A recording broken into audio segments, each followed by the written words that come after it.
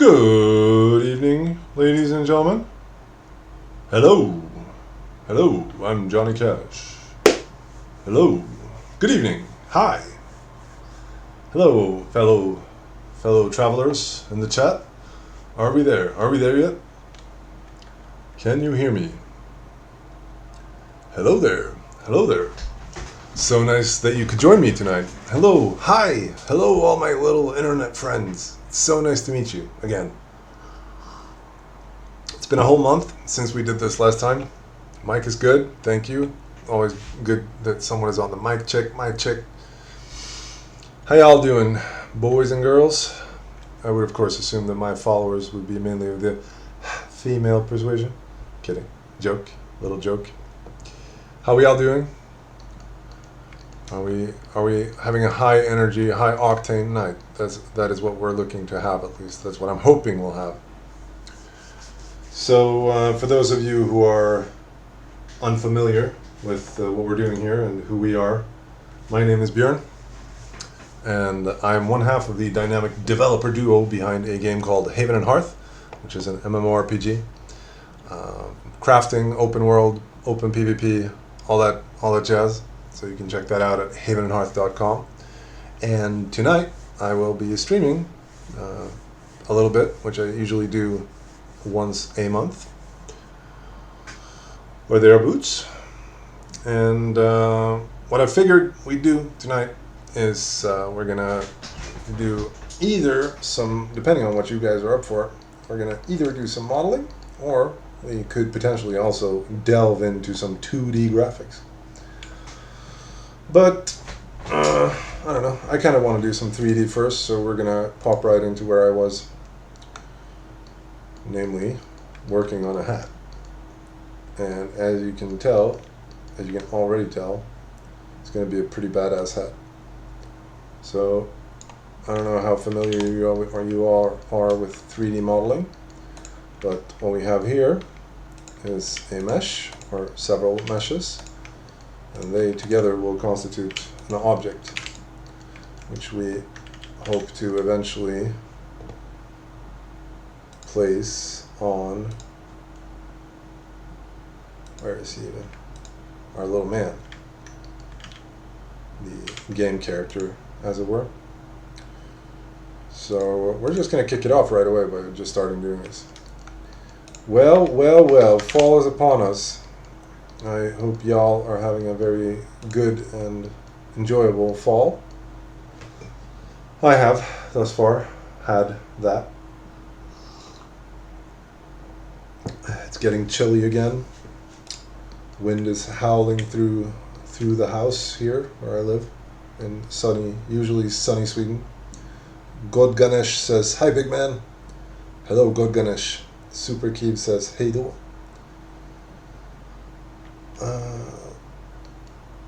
Struggle Mura says, "I am a 2 weeks old player in your game, very deep game, and I'm having a blast so far. Keep it up." Why, thank you, Struggle. I'm glad you enjoy it. I hope you continue to enjoy it. How'd you find the game? It is a pretty obscure and hidden gem in the world of the intertubes, after all. Let's see. Where were we even? So this is like a teacup hat, and I don't know, I think we're pretty much ready to like put some paint on this. Now we need to like arrange the UV a little bit first. So what we're gonna do is, you can tell we have all these, we're gonna have to, you can tell there's a mirror modifier here on the hat, and we're gonna have to kill that, kill that. Remove that modifier. No, that's not what we meant to do. We meant to apply the modifier.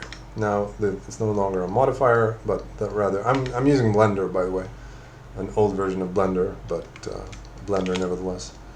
So that was an old version, that was an old. Jesus Loves You Still, yes he does, says, "How goes the work with conversations with inanimate objects? Any sneak peeks?" I don't have any sneak peeks to show you.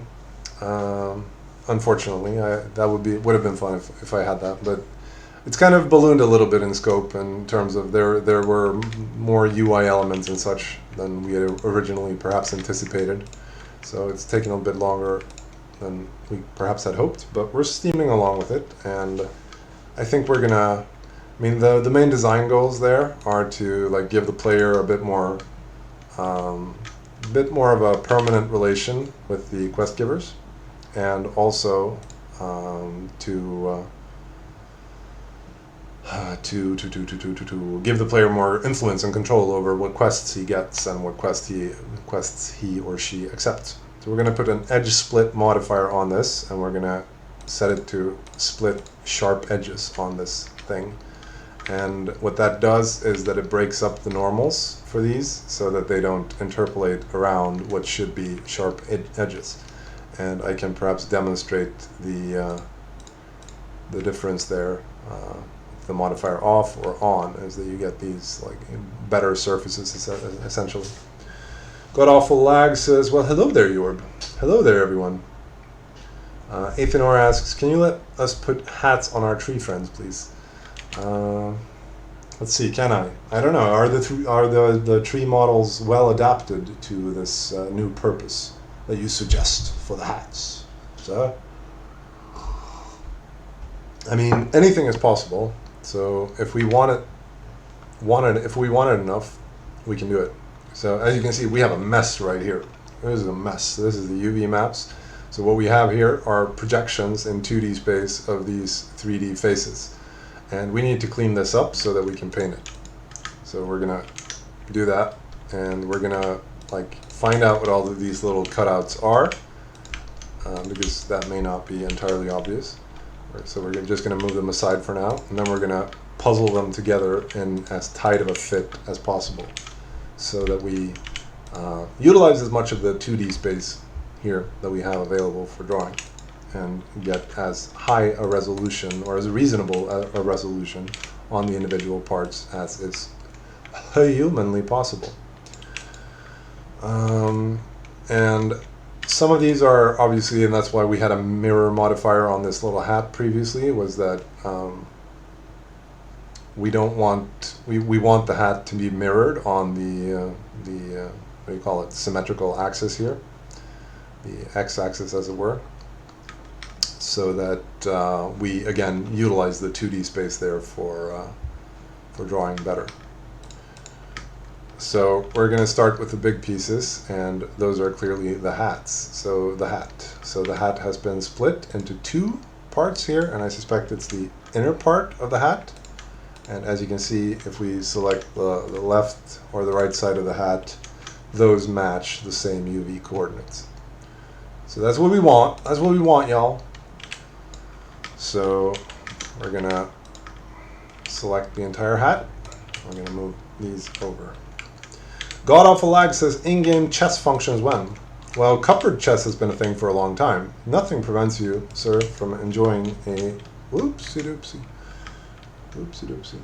from enjoying a good round of cupboard chess. Cupboards are 8x8, incidentally, in inventory size. Incidentally, the size of a chessboard, 8x8. I don't know. Are you guys fans of chess? I can't say I am. I mean, I'd like to be, because chess is a very elegant and beautiful game, and it's amazing how like the pieces line up so elegantly and you know, in ways that where they like can block each other and prevent, you know, the obvious kind of early expansion moves that you could otherwise perhaps imagine being possible. So I think chess is a very elegant game in that way. Clearly the game of kings and such, so obviously not alone in that opinion. But I also feel that you can always think one move further, right? So I don't like the actual decision moment in chess, because it always feels like I'm giving up. It always feels like psychologically I'm giving up now. I can't be bothered to think any further on this. But I know I always could, right? I could always, you know, contemplate the possibilities one move further in any of the possible directions. I don't know, chat, thoughts on that? How do you feel about chess? But it's an elegant game. VDMRS says, do you realize H&H has a significant impact on MMO? You should. A significant impact on MMO, you say? On the MMO scene in general, as in it has been a groundbreaking and inspiring piece of software. Yeah, I mean, I could see that being the case, perhaps. I don't know. I don't know. I'm not going to flatter myself. But if you say so, I'll take your word for it. Do you have any concrete examples of where that would be the case? Or? Let's see. So these are the spoons, parts of the spoon. And this is... What's that? What's that?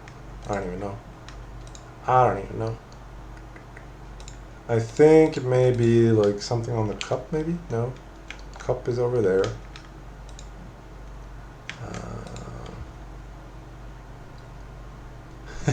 Warhammer 40k themed 1D4chan describes chess comically. All players have to use identical army template and deploy it to present formation. To preset formation, sorry. That's funny.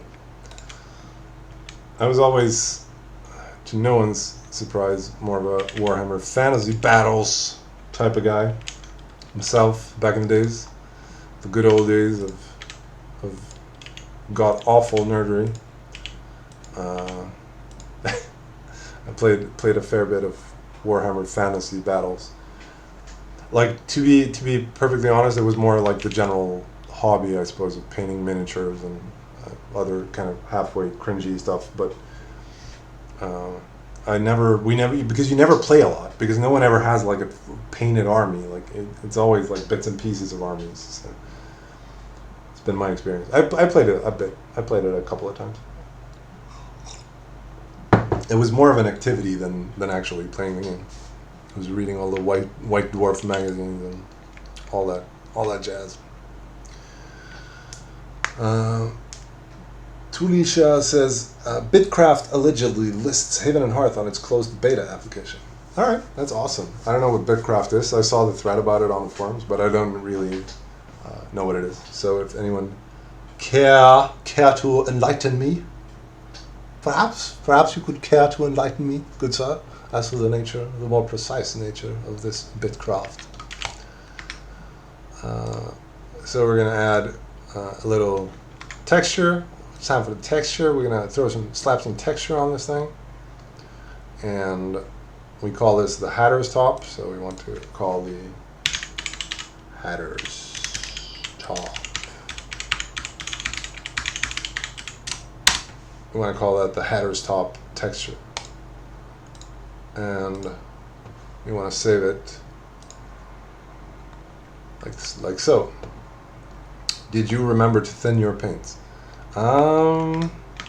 Yeah, I mean, we used water, I think. Or, like, should I have been using, like, paint thinner? I don't think we did that.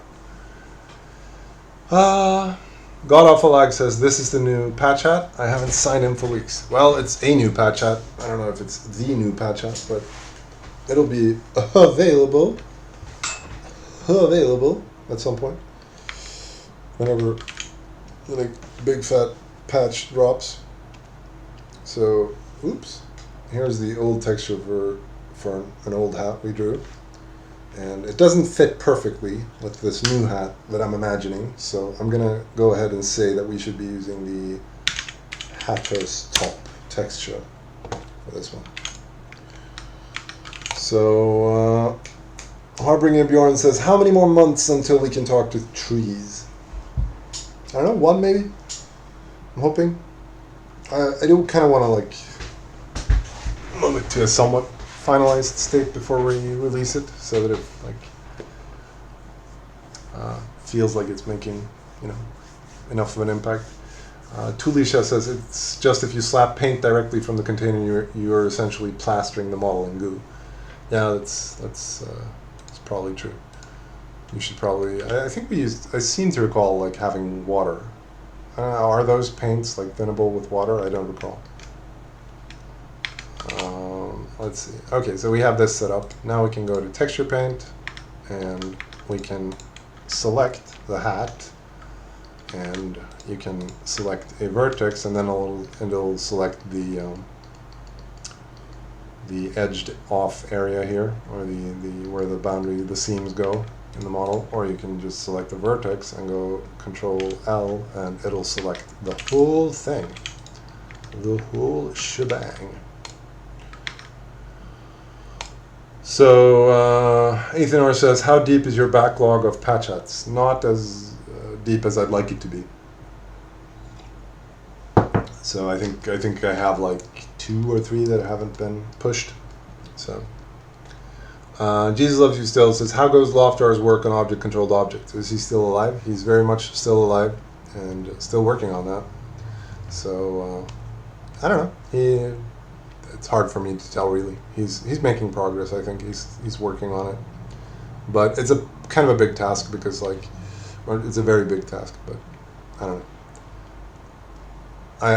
I don't really know much more than you do, truth be told. Average Benny says, hello, do you have any plans of releasing hat authoring tools? I don't know, what kind of tools would you need? I think if you want to nerd around, I think you can force the hats into the game yourself probably. You'd have to decode the resource format and such, but that can be done, I think.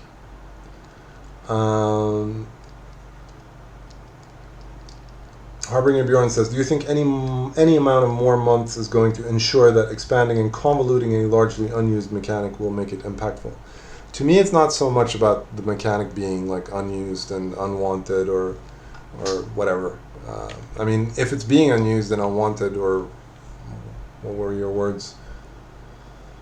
Expanding and convoluting a largely unused mechanic will make it impactful. It's not so much about making it impactful, to be quite honest. The important thing to me is that I think it should be there, quite simply. I want to be able to talk with the trees. And I don't know, I think we have at least some good ideas as to what we want to do about it, or what we want to do with it, and I think some of them are kind of cool. So, for example, I'd like the trees to know, facts about the in-game world and be able to tell those back to you. And, oh right, I know what that is. That's the handle on the cup.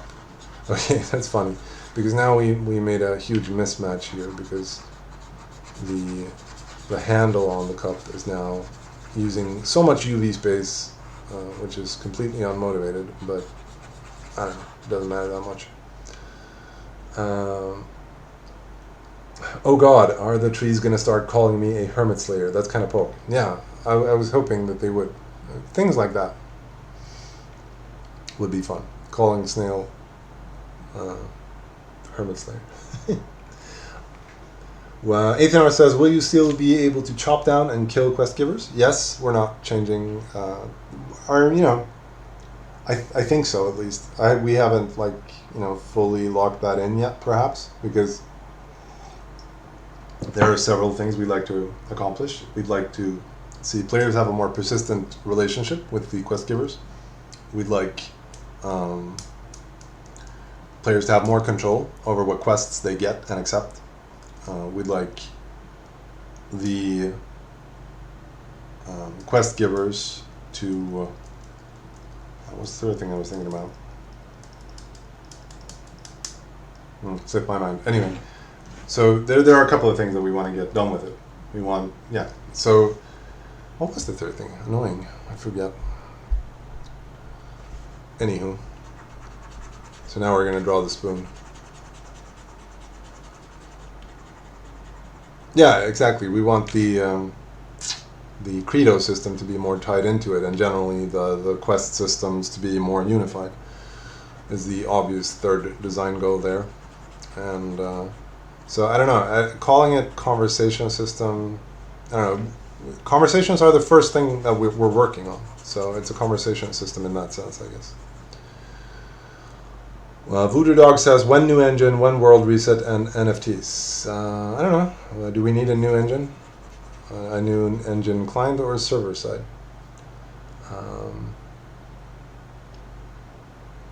Can't wait to wall in every tree that I see with googly eyes to deny everyone quests. Those are certainly like considerations, like the griefing aspect of it and such. But I don't know. We have the game we have, and we have to work with the challenges we have. And I don't think we can completely rule out the LARPy aspects just because they could potentially be abused. I also don't think that. I don't know. I'd like there to be some incentive to, leave quest givers accessible. But what I was going to say was also that if we make it possible to level quest givers up in a more concrete way, we may also have to add some mechanic or other to allow them to defend themselves a little bit so that they don't just get chopped down by accident. Maybe, I don't know. We'll see where we go with that.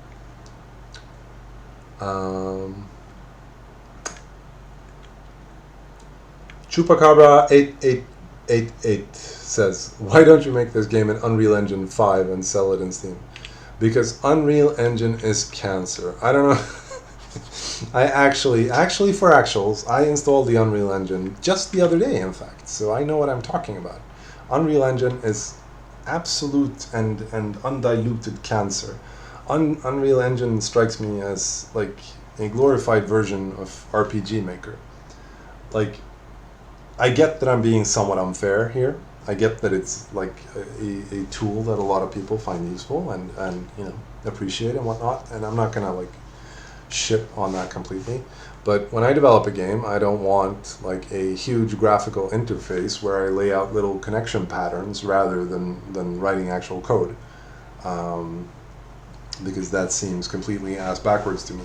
Where because one of the and I know that there's C++ integration in Unreal Engine and blah blah blah, but also it's this huge bloatware of a program that installs itself and demand that you sign the end user license agreement and log in with your herpaderp account and all kinds of nonsense.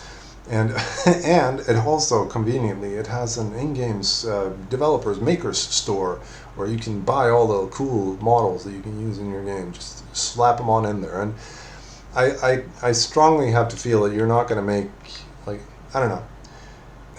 I suppose people have used it to good effect. I suppose there are games made in Unreal Engine that are good and whatever, arguably far better than anything that I've built, or So I'm not gonna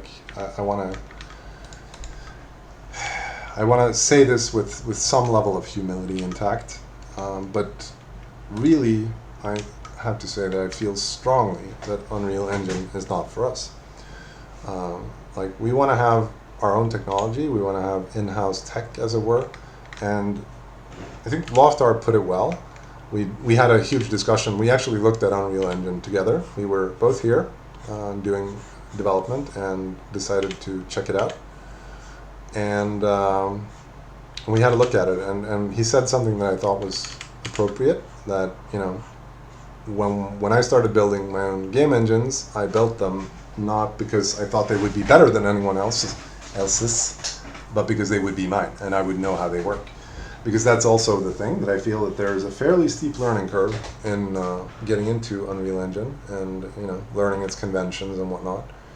And I also have to feel that if you eventually encounter some invariant assumption that the Unreal Engine makers have made, I think you're going to have a hard time working around that, or maybe you're going to have to abuse the program to get around it. So you're working in a little box, and that box is I'm sure efficient and good at what it does.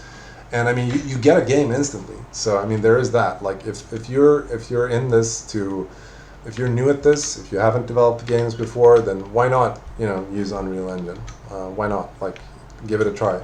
I'm sure you'll learn a lot of useful things, and I'm sure it does rendering beautifully and all that stuff. But for old veteran nerds like ourselves, this is just not why we're here. It's not why we came to this party. So Unreal Engine is not for us. I'll say, put it gently. And I also have no idea how just version handling, Git, can you integrate Unreal Engine with Git? Can you? I mean, I'm sure you can, but like I just, seems to be a bit of an uphill battle, to say the least. And it's kind of like, I don't know, it strikes me as having a lot of the features about the modern internet that I really don't like being essentially enclosed in the digital ghetto.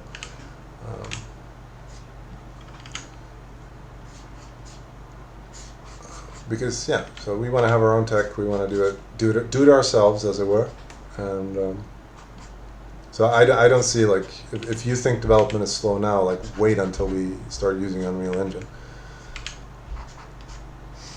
Also, it crashed on me several times during like the launch phase, which didn't inspire confidence exactly, and it wanted to install Microsoft.NET, which struck me as kind of cancerous. So there was a lot going on. Not a huge fan. Quirky Smirkyland says, "Are you a Haven and Hearth dev?" Yes. Let's see. Lumberyard is Amazon's version of EU Unreal Engine 4 and was allegedly the biggest obstacle in making the new world. All right, I can see that. Games all look the same bugs across all $1.80 games. Yeah, I can see that. Snuggle Snail says, "What were you making to have recently needed Unreal Engine?" No, nothing. Curiosity killed the cat. People recommending it to me continuously. Salem 2. I wish I could play this game on my Switch. It would be so perfect, but I really don't know how this could be possible. Nor would I. I mean, the Switch is a pretty special piece of hardware. Like, it has its own graphics API and all kinds of nonsense. So if you want to deploy your games on Switch, and I suppose that is a selling point of like Unity or Unreal Engine or any of these other similar type, RPG Maker Deluxe plus types of software, is that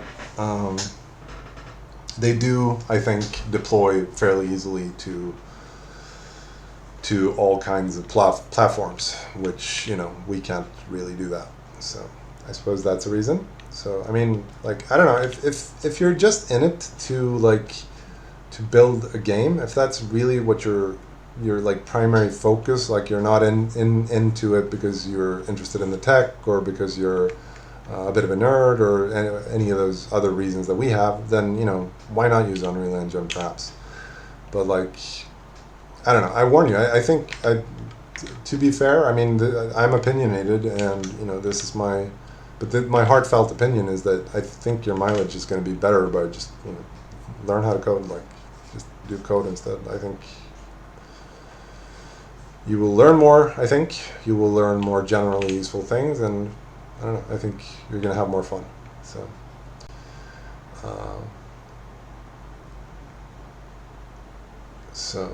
Enzo Gaultier says, "What program is this?" This is Blender, the new industry standard in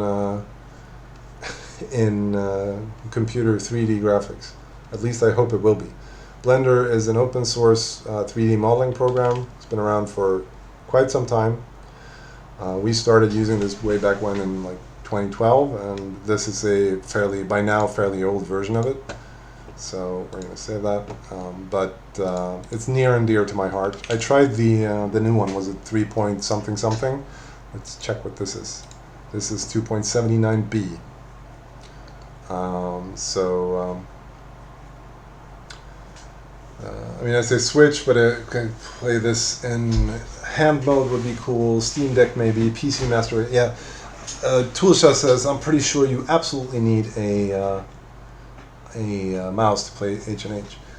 That's another thing. Like porting to another platform. Like, okay, so Unreal Engine will, I'm sure, give you the actual deployment to run the code, but I don't think it can be done. It's not going to solve the fundamental UX issues that you're going to have, because porting to another platform is not just a question about getting the code to run on that other platform. It's also a question about making the UI run on some other platform in a meaningful way. So, and you could see how big studios have approached this in the past, like for example Bethesda in Skyrim, where they implement the console UI first, and then simply ship that to PC as well. So basically, the PC end user is going to end up with the shittiest possible, most minimalistic UI that can run on anything. And that's it's not what I'm about. We want our own shitty UI, right? We want to be developing our own shitty UI. Am I right?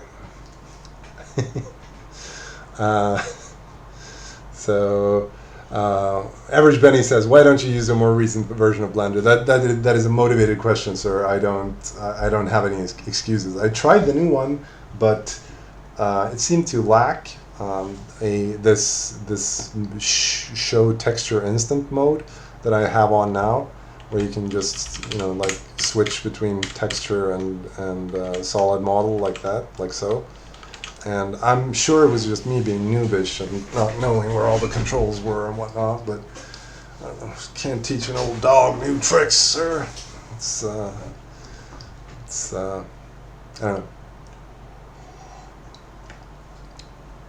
But I should probably update. But we're not. I'm not there yet mentally. I haven't really had the time or taken the time, because you always have the time, right? We all have 24 hours in the day. I could have taken the time to try out the new Blender version more and learn the ropes, as it were, but I have not taken said time. So, and I find that this works fairly well for my needs. I don't know of any features that I particularly lack, except I like this strange bug here where like certain areas of the UV map light up with blocky black. That'd be neat if someone could fix that for us.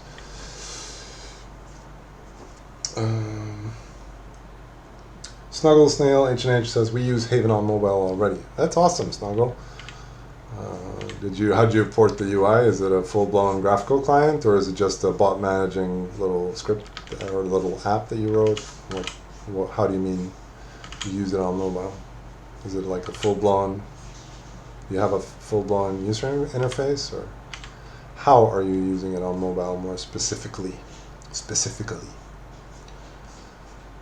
What is this you are making? I am making a teacup hat, in case it was not obvious. So it's going to be a hat with teacups on it,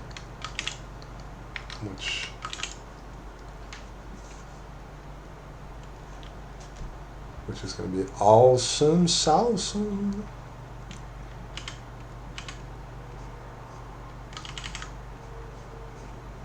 And like, don't take too much of a cue from me when it comes to drawing, because I'm not actually very good at this. It's all cheating. I'm just cheating,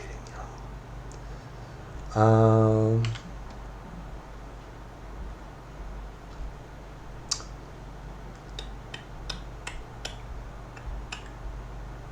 Quirky Smirkleyan says, "Can you wear cosmetic hats as well as helmets?" Yes.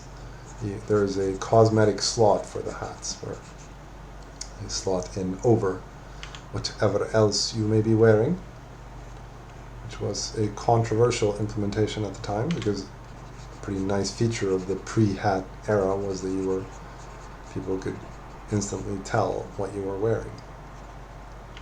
But I don't know, it's only for hats. So also, incidentally, one of the reasons why I've been hesitant to add new possibilities, new cosmetic slots, cosmetic capes when.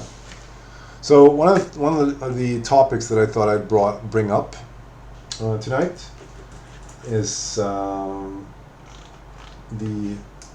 ever interesting topic about death and being knocked out in Haven. And we had a discussion about this subject a while back, and Routes says, "This Blender?" Yes, Routes, this certainly Blender, sir. Jesus Loves You Still says, "Any chance of this world being expanded to give us more places to explore?" I recently got married in game. Congratulations, and I'd like to explore the unexplored with my wife. Is there a strange innuendo going on here? In any event, Also, are they permanent, or if you die, can you lose them? No, they are permanent. You can give them away in game, and some nefarious characters may insist that you do so. I suggest that you show such nefarious character the door and give them nothing. But no, other than that, other than you voluntarily surrendering them, no, you cannot lose them. So, let's see. Where we at? Where we at with my hat? So yeah, this is Blender. I really like this piece of software, and that's a rare thing. Especially I like its UI because it's very like flexible. You can split these screens however which way you like, and like add new little derpy things like so, and move it around.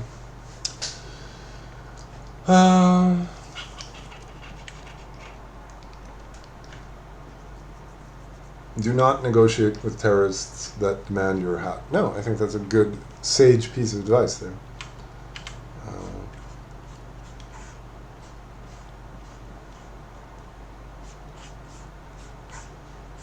I actually saw, I don't know, what was it? Like some YouTube video about like some guy who I think had been like a hostage negotiator for the FBI, or so it was. What that was claimed at least, and he said like, of course we negotiate with terrorists. Like we have to.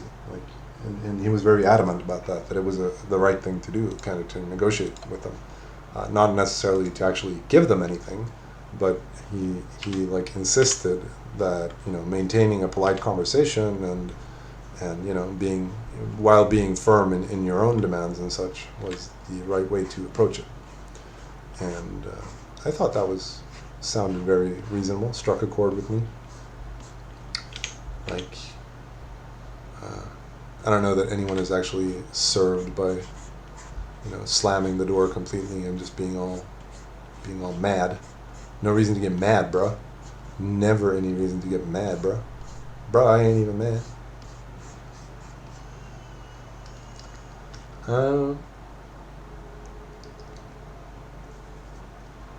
Ralph says, I can't break out of the initial I really suck at 3D modeling / art, but modeling always appeals to me. Yeah, it's fun.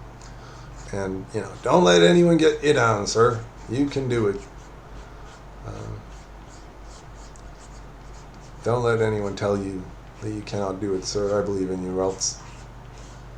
And yeah, it's a lot of fun modeling. Yeah, right. The dying and knockout mechanic. So me and Lofter had a big discussion about the dying and the knockout and blah blah blah, and we like thought about it a fair bit and went back and forth on it. And we kind of, you know, one of the things that we considered was that, okay, so death is probably still too harsh, but for like unintended or kind of side effecty type reasons, namely that when you die, you lose a lot of things that are bothersome to replace, to say the least. Like, for example, you lose your kin list, you lose known thing walls, and you lose combat discoveries, were the like three major things that kind of stood out to us. And there are reasons for that, because we don't want the death event to feel like a respawn. Like, we don't want, you know, the player to instantly respawn and be at full capacity and like it was as if nothing has changed, and it shouldn't be just like a stat debuff. We want there to be an actual, you know, moment of starting a new character and actually, you know, having died in a full sense. But we kind of discussed, and you know, some of the questions that one might ask here are like, do people actually die now? Do you guys, like, if you fight, do people die? Like, does that even happen? Is one question, perhaps. And another question would be, because what we thought about was that we could have, like, implement some, you know, mechanic whereby you could perhaps restore your ancient memory of the lost thing walls that your forefathers knew. And that wouldn't necessarily have to be some difficult thing. It could be relatively easy and relatively accessible, but you would still maintain that sense of having died and, you know, having to start a new character. So that was a mechanic that we kind of considered. Snuggle Snail says, I think when people quit over dying,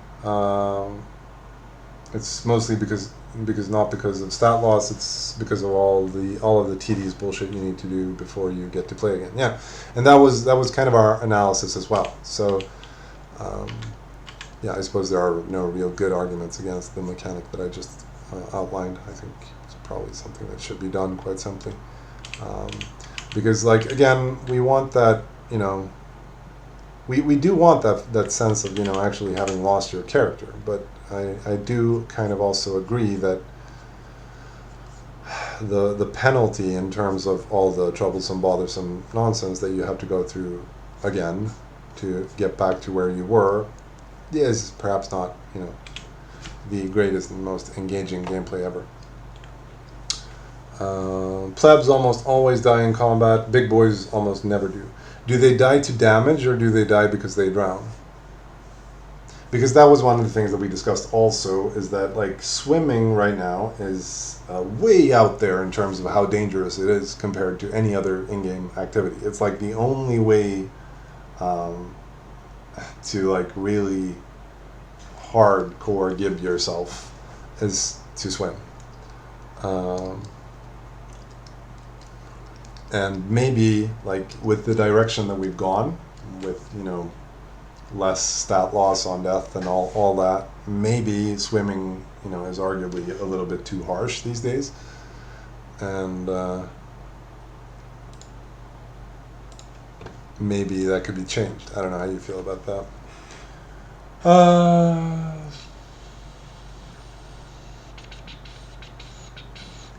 Chupacabra says, why don't you put Spanish language? Spaniard public is about 1,000 something million people. I'm Spanish. Well, buenas noches, señor. How do you say that? Bienvenido a the Haven and Hearth stream. Haven and Hearth, even. Well, the reason, I suppose, is that we don't have any good support for localizing the game. Quite simply, we don't have any system for localizing the game. Localizing the game, from our perspective, like a custom client maker who is willing to make more compromises with how, you know, the ideal implementation, can certainly implement, I'm sure, a Spanish translation of the game client, you know, while setting the bar significantly lower than what we would. Because if we were to do that, then we'd probably want to do like a pretty serious stab at it, and that's a pretty big task for one. For another, it would include collecting all possible strings in the game, and that can be presented, and have those sent off for translation. And that would also probably include inventing some sort of language where we can actually, because a lot of the problems that appear in localization, especially when you have a fair amount of generated text, is that you are going to lose the gender pronouns, and not the gender, you know what I'm talking about, the various grammatical aspects of language are going to get lost in translation, and you're going to end up with low quality translations if you have a fair amount of generated text, and if you have a fair amount of, you know, contextual strings that input various types of substrings in a larger string or such. And so if we were to take a stab at that, then we would need, I think, a fair bit of meta information about various words in the game, like are they masculine or feminine, are they this, that, the other, are they, you know, so that, because different languages have, you know, different sequencing of sentences, and you know, different grammatical aspects to them. Der, das, die, etc. Struggle Mura says, can you confirm if blue truffle are in the game? Yay or nay? They are in the game. Beauchamp's client had a French localization option this world. That's fantastic, sir. I applaud that. I mean, it's really cool if someone wants to take a stab at translating the game. And it's just, I don't think we would really settle for like a half-assed approach to localizing the game. So I think we would make a bigger project out of it, and I don't think we haven't prioritized that. So I'm not gonna use the forum. We haven't had the time, because anyone has the time. We haven't taken the time, quite simply.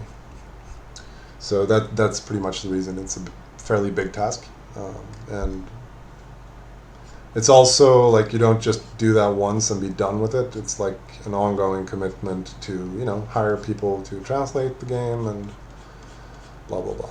And you know, I'm sure there are. I mean, big studios seem to do this, so I suppose there are, you know, advantages to doing so.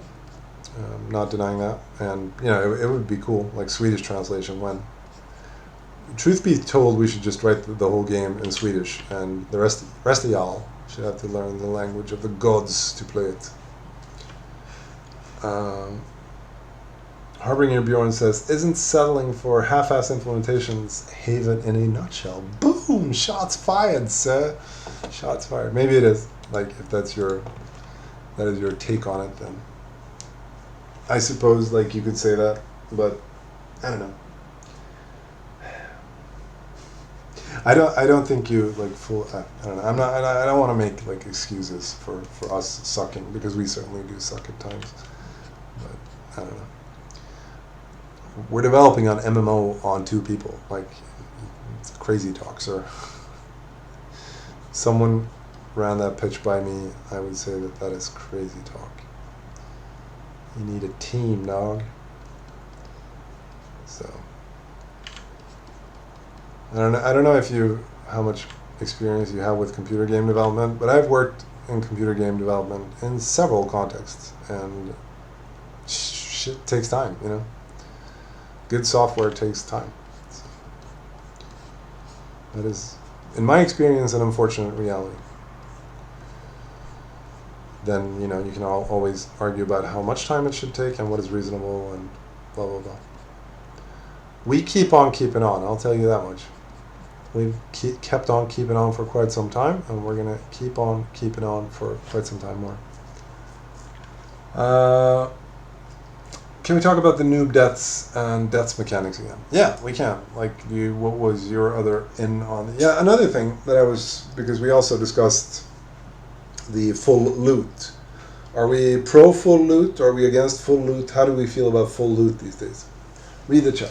Sorry, I shall read the chat, Colsey. John Fuguari says, make it so you can hearth after you get KO'd in water. Think of the noobs.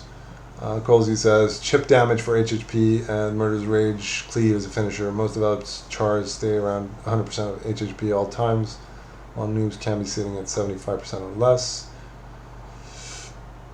Right on. Because of the lack of actual PvPers, everybody runs around with Murderer's Rage 24/7, since there's no chance of people coming for you. But realistically, you can just flex people until they do something stupid and kill themselves, alright? Noobs are more likely to be KO'd in water and to have their robots, Snekias bashed. Pretty easy to kill plebs with Murderer's Rage. Right. Yeah, it seems too easy to die in water from destroyed boat, much easier than anywhere else. It's probably, I mean, that is certainly true. Ethanor says, full loot fine, water deaths bad, Murderer's Rage bad.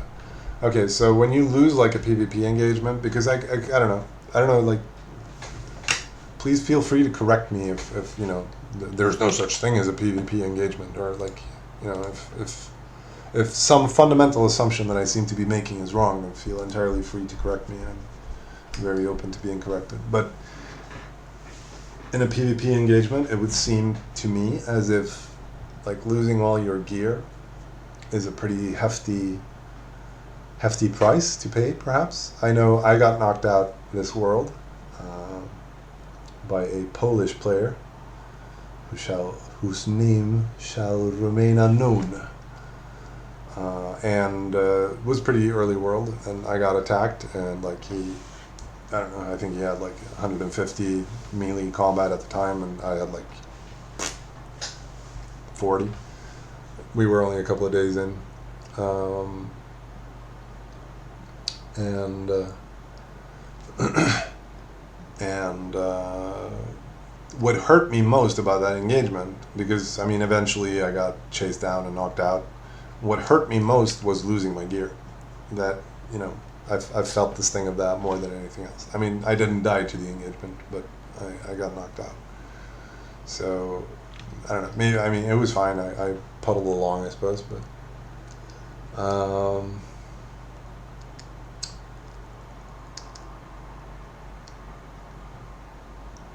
let's see. Trashbird says, "How do you get 150 melee a couple of days in?"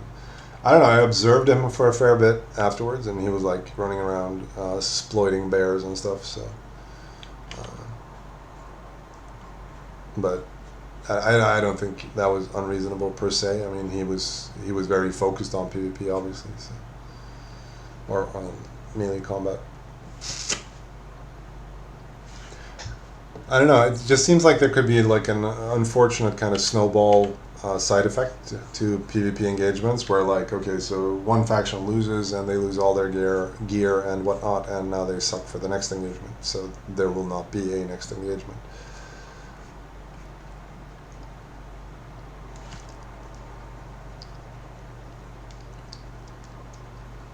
PvP engagements can still happen, says Colsey, but later in the world is less likely. Losing a bronze sword to a noob is bigger than dying in some cases, but that says more about their development stage. Most noobs don't make it to raw/steel level though.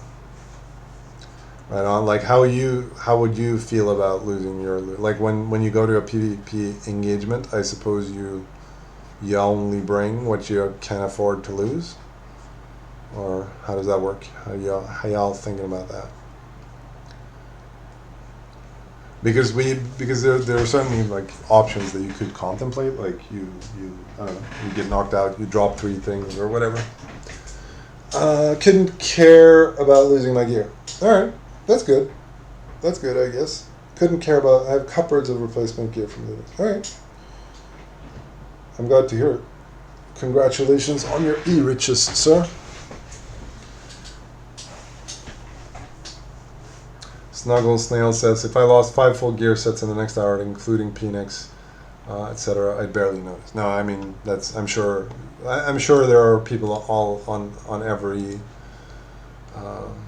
people should die more. I actually agree with that. People should die more. I think death, well, one of the things that I kind of miss about Legacy is that death was a more frequent event. You know, you could die to random wilderness things and whatnot, and I think if we manage to strike a better balance on what death potentially means for, i.e. for things like, you know, losing ping walls, losing combat discoveries, losing all that jazz, then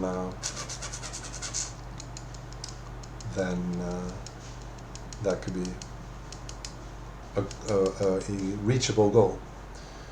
Infinity Merlin says, make Siege less painful, like Legacy or World 10. Harbinger Bjorn says, going to a big PvP engagement is a much different thing than your experience of being KO'd by somebody with 3x your stats. I think you should focus on changing the games for people with your level of PvP experience and interest. 0.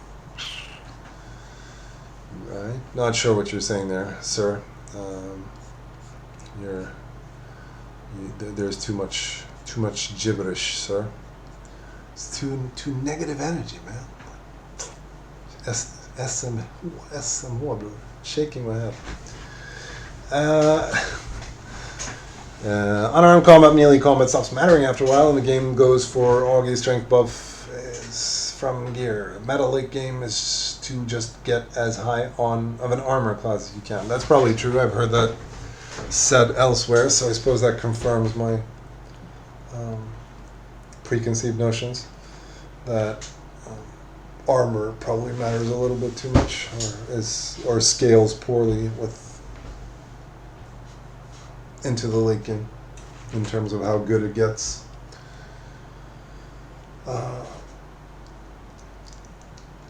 Marp Salem says, nice hat, Jorb. pop some Early Grey in there, and I'll hop over to Haven for a spell. Awesome, sir. Welcome, Marp. Glad to see you. For those not in the know, Marp is, I don't know, how would you describe yourself, Marp? I'm saying that the average hermit needs more protection from PvP, maybe, because most average hermits don't want to PvP. No, I mean, that could be true. Like,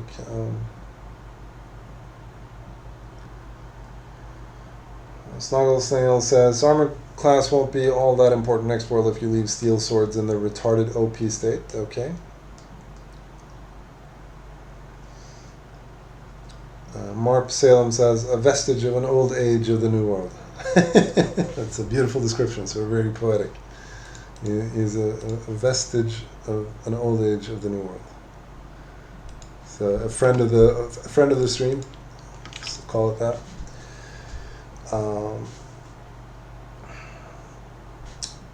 Snuggle Snail, language, sir, language in chat. Cheesy crazy. This is a family-friendly stream, I'll have you know.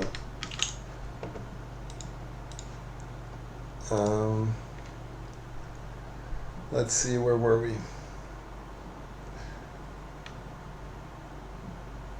Quirky Smirky Len says, I heard the dev you are is Jorb. Yes, that is correct. That is my nom de guerre on the intertubes.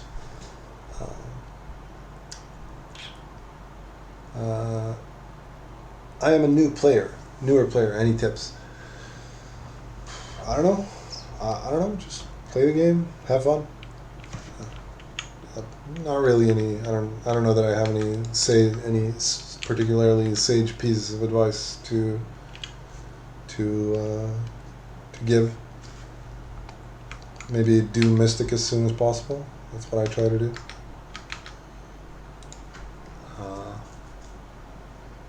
Colsey TV, no, Kiebermix said, hey Jorb, if there's no death, there will never be a persistent, no reason world.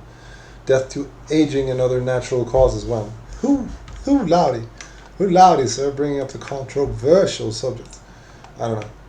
I don't know. Like, I like wounds, I like the wound mechanics, and I'd like there to be more wounds, and I'd like there to be more ways to die.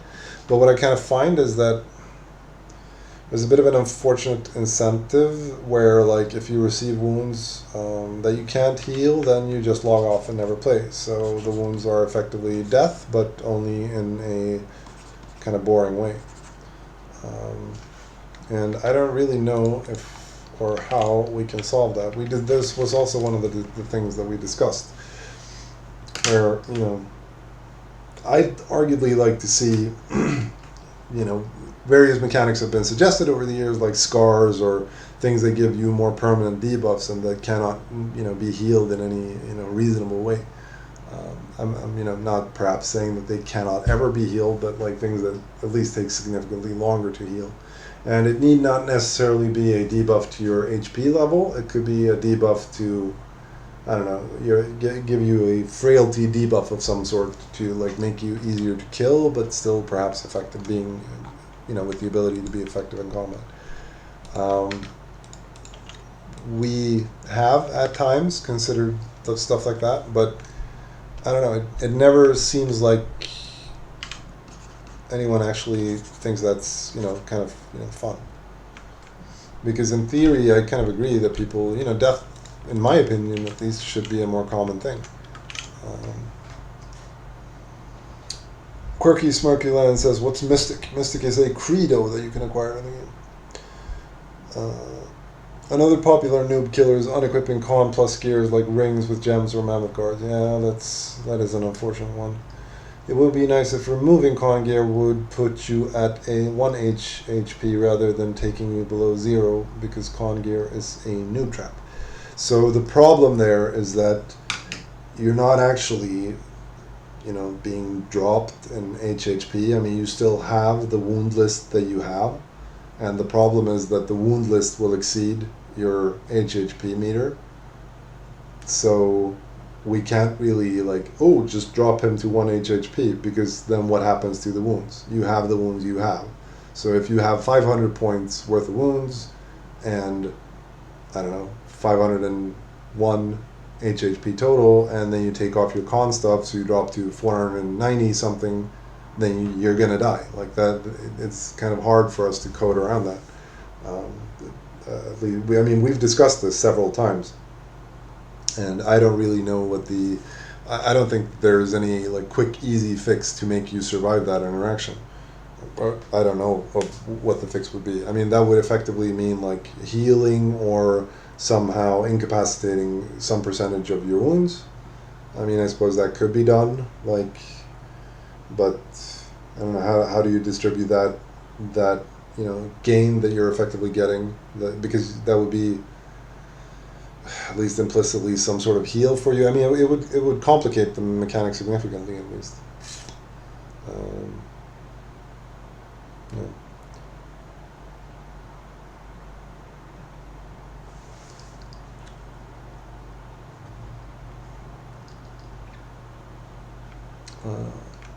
Remove just enough points of the most minor one.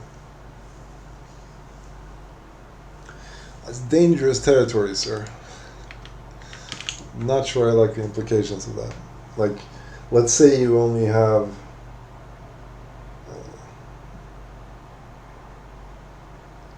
maybe it isn't beautiful though. Like it isn't an elegant solution. I mean, maybe it could work.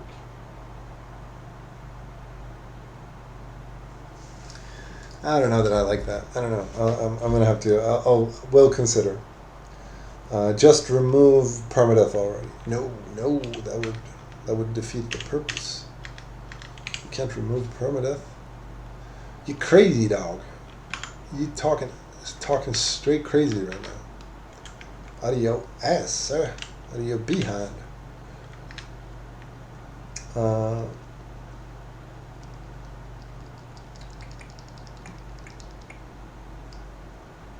Pizza Mix says, if you want to make death more common, make less penalties. Server goes down, he says. Did the server just go down? Is the server down? No, the server's not down. Those are lies. It was down earlier today.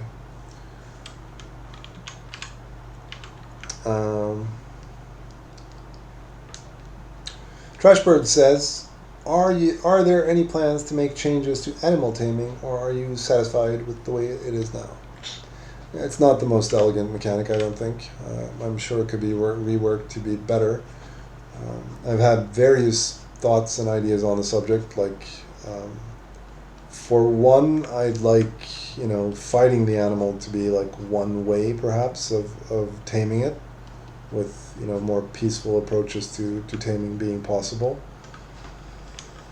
And I don't know exactly what those are, but some type of quest light or quest-ish type of task, like bring the animal 4 pieces of clover or whatever. So I think we could change that, and I also think that the general UX of how it works is pretty clunky. Like, you have to set your combat stance to willing to surrender and all that, and so I can't say that it's my favorite mechanic in the game, but I don't know. It works, so there's that. But I don't know, would changing the taming mechanic significantly improve the game for you? Why? How come you've been thinking about it? Is it because you've had a painful experience with taming animals?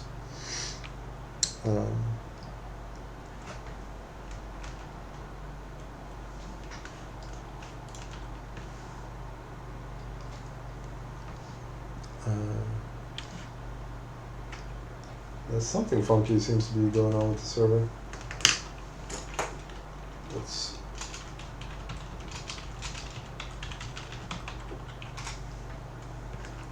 Let's shoot a PM to Loftorrent, see if he has anything intelligent to say about it.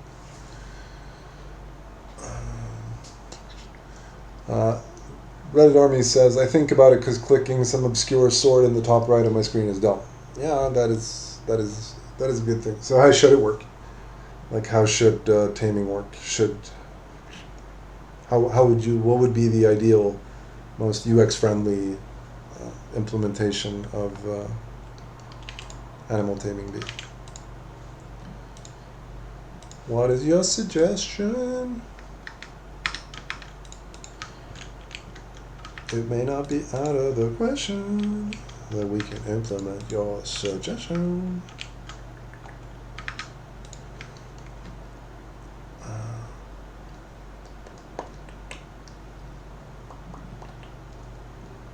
I was just thinking it's pretty not intuitive. Like a new player wouldn't know about changing combat modes to tame without Googling how to do it. No, that is true. So, I don't know, maybe it should just set your combat status to surrender automatically when you start taming an animal. Could perhaps be an option.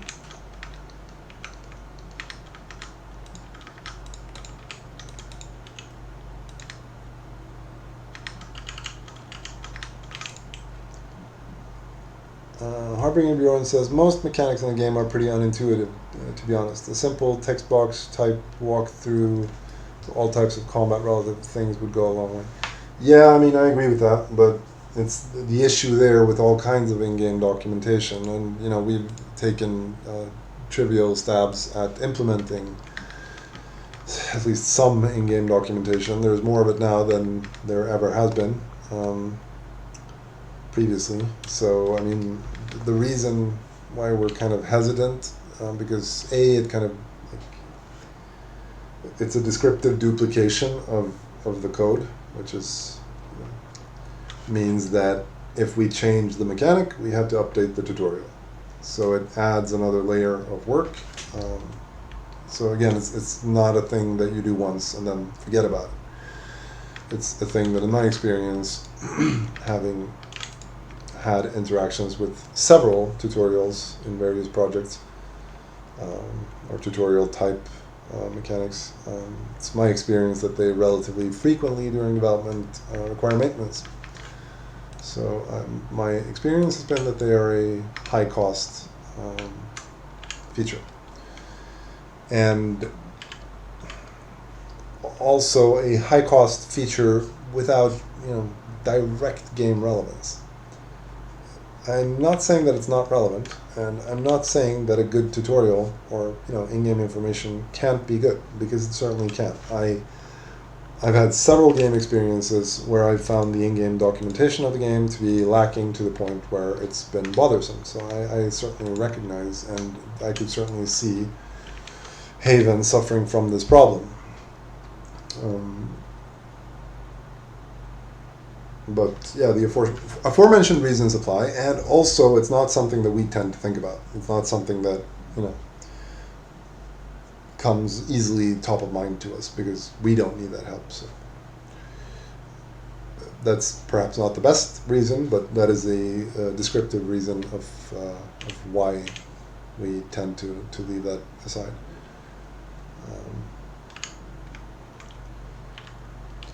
And it's also like it's very easy to forget updating the tutorial. It's very hard to have a clear match between every mechanic and every piece of in-game information documenting that mechanic.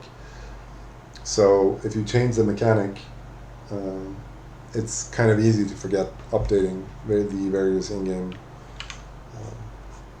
descriptive pieces about it. And I'm not sure I have a solution, because you don't exactly get a function callback every time you change the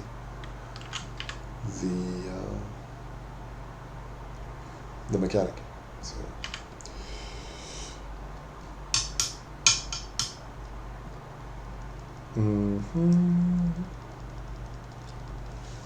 Snuggle Snail says, you guys should spend one world doing nothing but roaming around murdering plebs with spawned-in characters to see what mistakes they make, to be honest.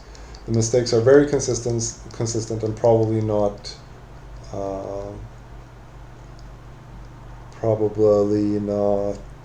obvious to you. I've actually at times contemplated engaging in various murder sprees and PvP type content, but in game. But I don't have the heart for it. I'm sorry to say that I'm not that much of a predator, so I don't really enjoy it. I mean, I would gladly, fight for a good cause or whatever, but I don't know, just attacking people seem up too nice. hearty belly chuckle there. Troll says, imagine not being a stone cold psychopath. Yeah, I mean, couldn't be me, shaking my head, fam, to be honest.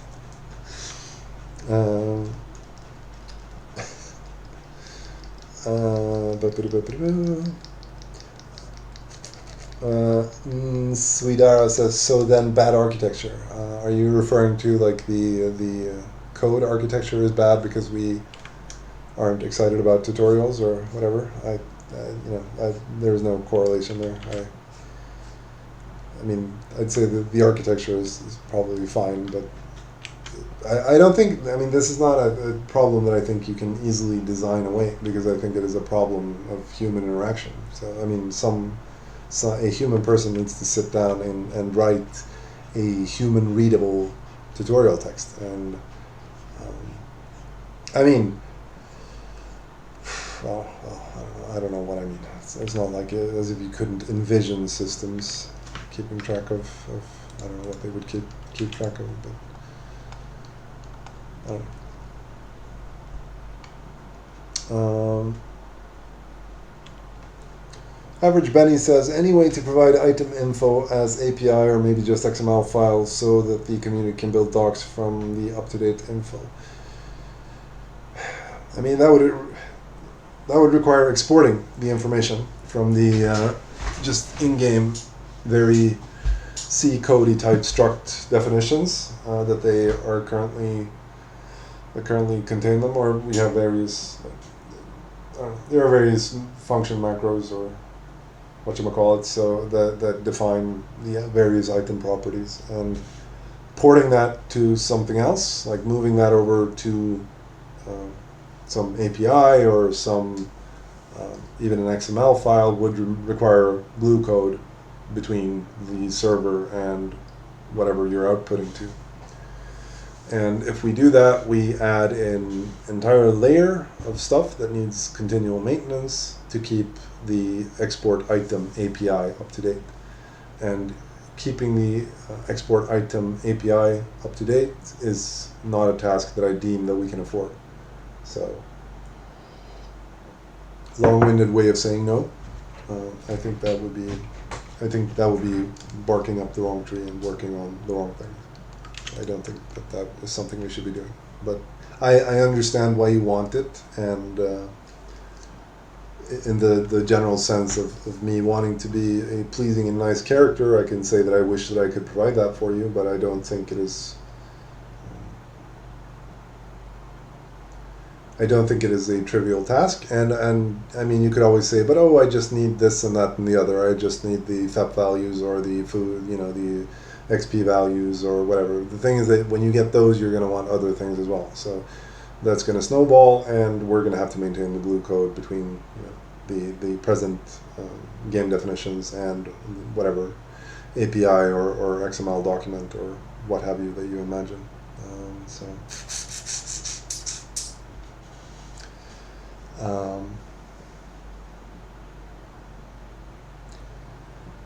Harbinger Bjorn says, yeah, you filthy greedy players, you will always just want more, it's your fault. No, I mean, it's not that I'm accusing anyone of being unreasonable. I mean, it's just the nature of things that, like, if you get an API for exporting the I don't know, curiosity XP values or whatever, then well, naturally the next thing is going to want to have, could we also have the definitions of their inventory sizes, or could we also have it's a natural and obvious next request is to request more information, and I foresee that snowballing. So, and I think it's going to cost us more than it'll Det kommer kosta mer än det smakar, som man säger på svenska. Quite literally, it will cost us more than it will taste. Så är det. Snuggle Snail H&H says, Siege literally doesn't work because nobody knows how it works and nobody would preemptively figure out all the retarded random values ever except autists like me. Right? So what do we do about that? Like, I mean, I buy that straight away. I accept your formulation of the problem. What do we do about it? Like, I mean, you are correct, sir. What do we do about it? Like, the thing is that we don't remember how the siege system works between the iterations. So because we've gone over, I don't know how many iterations of it, and changed various little things here and there. Often for good reasons. When the reasons I'm sure have been reasonable when we had them, but it's not trivial to remember, keep in context, and keep track, especially when all is said and done. Siege is a relatively marginal mechanic. I mean, it has a huge impact on the player, so it's not marginal in that sense, but it's marginal as in not happening all that often. And there seems to be general agreement that siege is terrible. I get that from both players who want to siege others and from players who are being sieged. So I get that there's consensus on that siege is terrible, and I wish that were otherwise, and I wish I could. But fundamentally, I mean, one side is never going to have fun in that equation. I think if the siege is successful, then you're going to rueful stomp the base into oblivion, and that leaves one party of the exchange dissatisfied. If on the other end of the spectrum you fail at the siege, you're going to have spent a lot of time with very little to show for it, and you're not going to enjoy that either. Like, I get complaints about the 4 hours is too much, and all these relatively, considering what siege accomplishes, I think those time frames are relatively mild.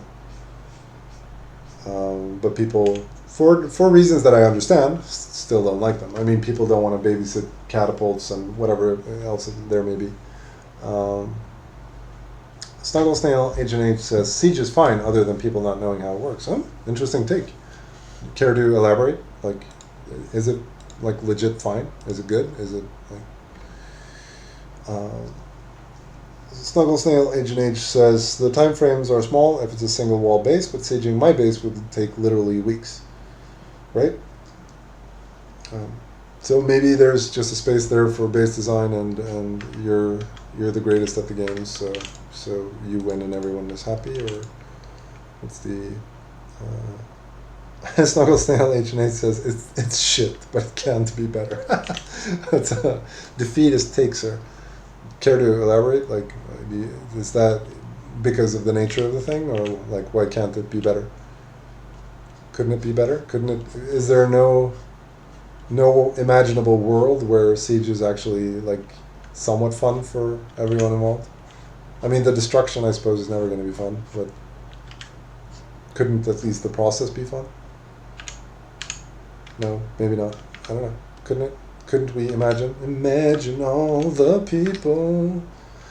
That John Lennon song is the most cringy boomer type crap that I have ever heard in my life. Imagine there's no... basically it's like, imagine if there's no God, and imagine if man is all left himself in this empty cosmos, and there are no nations, and nothing has meaning, and imagine how great that would be. And I'm like... It's dumb, sir. It's dumb. You get off that hippie ass nonsense that you're smoking there. Sir, put down the drugs. Put down the crack pipe, John. John, stop smoking the hashish. It is bad for you. It's the devil's salad, sir.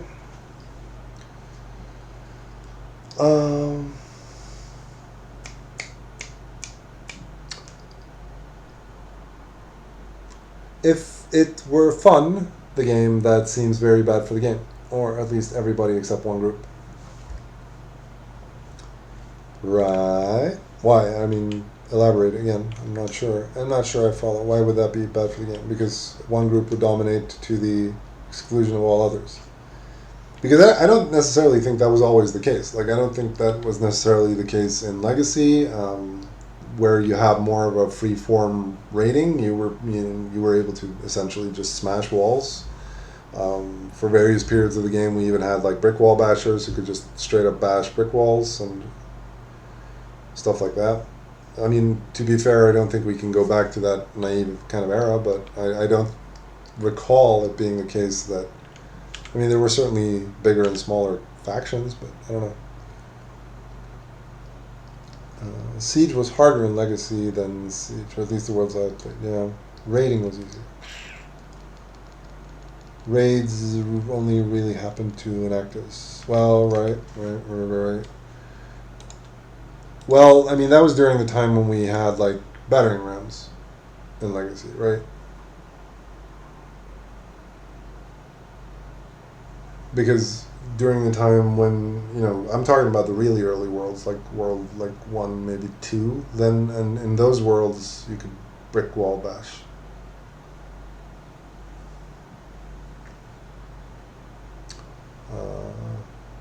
Legacy was still better in my opinion. No nostalgia goggles, just better. I don't know, man. I fired up Legacy the other day, and I don't agree with you. I don't think that's true. I think that is your nostalgia glasses kicking in pretty hard there. I mean, if you're talking about the game in general. If you're talking about like some particular aspect of Siege or PvP, then maybe you're right. But I mean, the thing that I never liked about Legacy's Siege system, or whatever you want to call it, is that basically was based entirely on just people not paying attention to the RAM. So, and that's something that can be botted away. Like, that problem can be made to disappear by bot, by means of bot.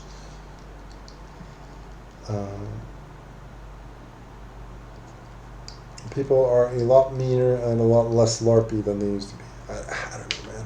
I don't know if that's true. There was some pretty mean stuff going on back in World 1 as well. I don't know if y'all old timers will remember. He's farming with the angels now.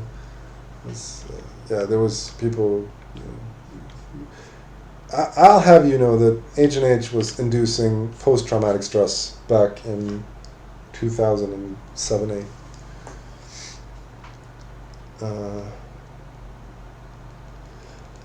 Trolix H&H says, I played Legacy like 16 hours a day for years, and when I boot it up now, it feels unplayable compared to Current Haven, to be honest. Thank you, Trolix. Trolix speaking the truth here.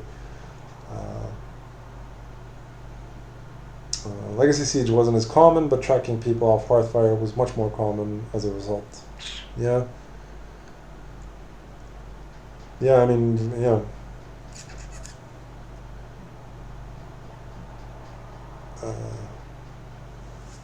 Legacy with quality of life would be great, says John Fugati. Yeah,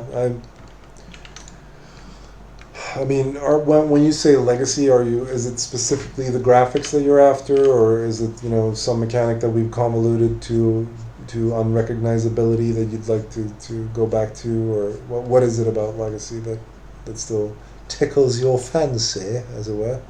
Tickles your fancy, sir. What about Legacy is so beige that you feel you have to go back to it? I suppose would be my question. Music in Timber House. That's a good one. I'll make a note of that. Music in Timber House. Yeah. Music in Timber House. I wish the game were simpler. Okay. Okay. I buy that.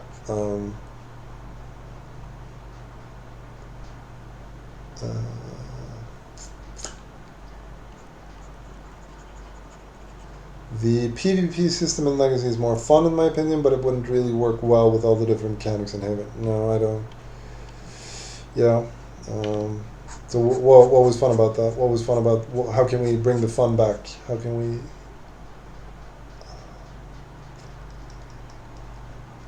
Uh, Kenneth Tufa says, Jorb, why don't you publish in Steam? Because for one, we only get one shot at publishing in Steam, and I don't want to go down that route um, until we feel that we're done with the game, or I don't know. I don't want to say done with the game in the sense of not wanting to develop it any further, but like feeling that the core concepts of it are as good as we're going to get them. So I wouldn't want to push for it because the only reason for us to be on Steam is like the mass market appeal of it, or the because normally for a single player game, okay, you need Steam because it provides a platform, a download platform, a payment platform, all that shit integrated in one deployment.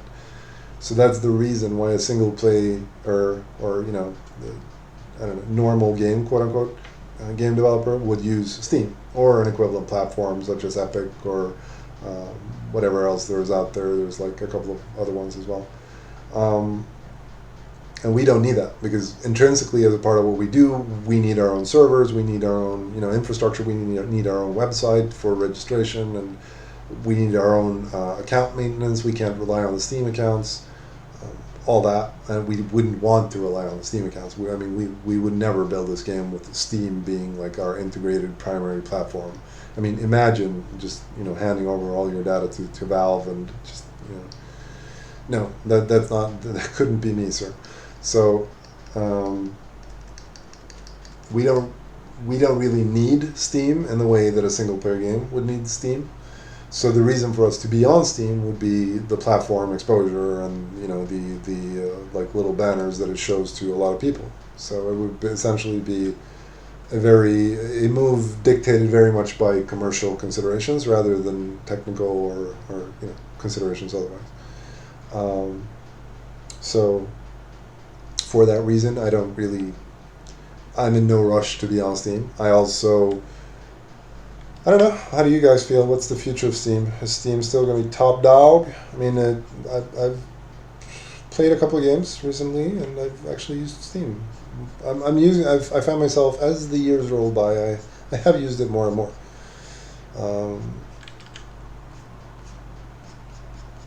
I mean, back in the days, I was a stone cold pirate sailing the seven seas and pirating every game I wanted to play.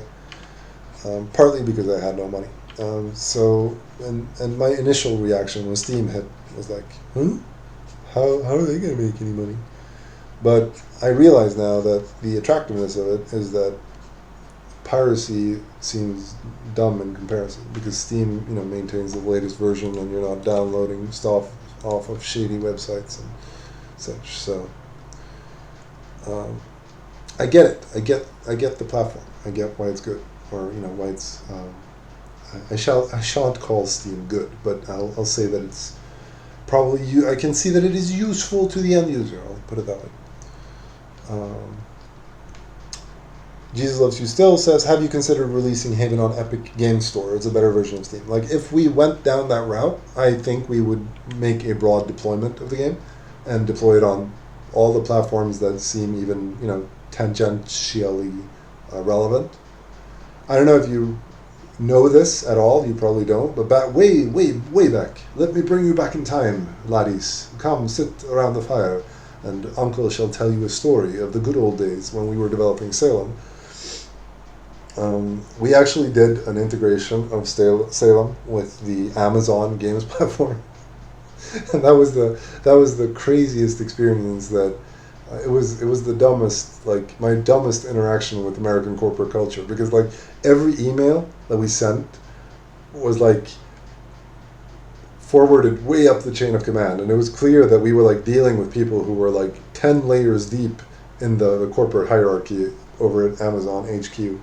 And it was also like strikingly relevant or evident that like we were at the bottom bin for good reasons, I'm sure, but we were at the bottom bin of their like priorities. So the integration was not a very smooth process, to say the least, and I don't think I'm not sure if we ever made a single sale off of Amazon. Maybe one. Like it was not good. So,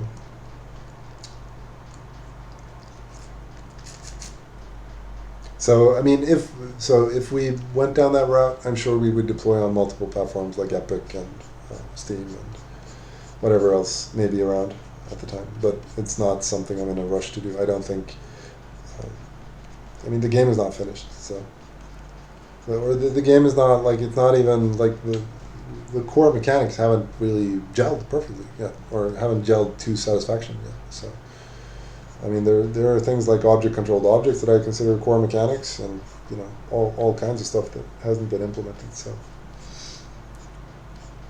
I think we're just going to puddle along with our little platform, and also I mean, we're not like ideologically opposed to it or whatever, but it's not something that comes easy to our way of thinking or whatever, because we kind of want to maintain, I don't know, the independence of the game and such.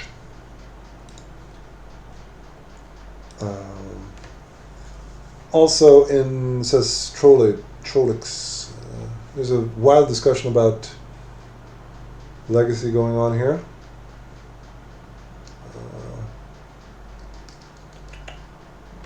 Social hub. Yeah. I mean, I could.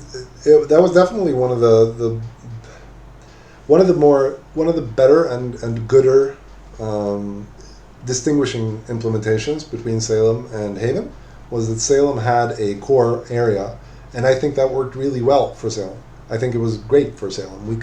I think we obviously didn't take it as far as it could be taken, perhaps. But I think it was a great distinguishing feature that the games were actually different in this sense, and I think it was a great mechanic for Salem. I think because it was a lot of fun. You could always go to Boston and show off your hats and see what's up, and strike cool poses against the townhouse and such. And I think it integrated fairly well with the kind of open world aspects outside of the borders of Boston. So I think that was good, but it's not really what I envisioned for Haven, because for Haven I kind of enjoy that Haven is very much player driven and player built, and to me it strikes me as much cooler to have things like we had back in World 10 when we had the community fair and there was a social hub built and maintained by players. Shout out to my boy Kiebermek, right? And that was really cool, and I think that is, to me, that's more what Haven should be. So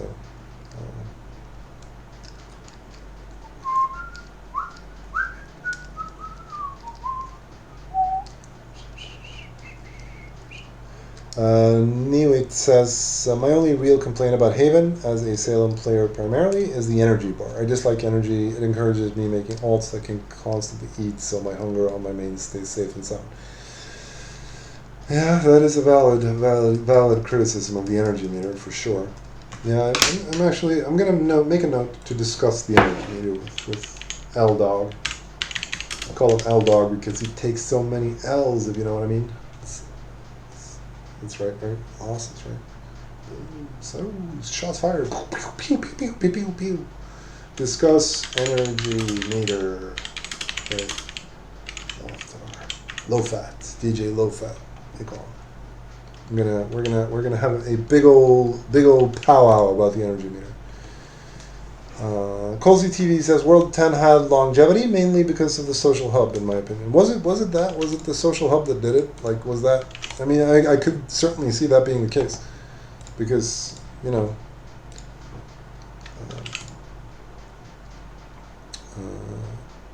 Community Fair definitely was inspired by Salem's social hub, but it is an incredible burden and requires way too much time to maintain, which is why I stopped doing it. No, I mean, Kebermink, no, I perfectly understand that. I mean, I damn, son, that is a crazy burden to take on. Doing that by yourself, I wouldn't I couldn't imagine what. I mean, I'll tell you this: I wouldn't be opposed to trying a social hub for a world or so. Like, we could try mechanics. I think it's fair to try mechanics. I'm not necessarily opposed to that. So, but the thing, I don't know. I think one of the real charms about the community fair was that it was player driven, right? I think that was one of the coolest things about it. Um,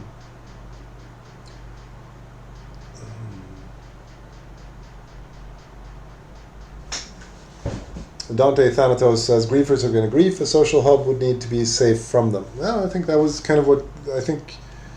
The community fair, I think, proved that that can be the case, right? Like, um,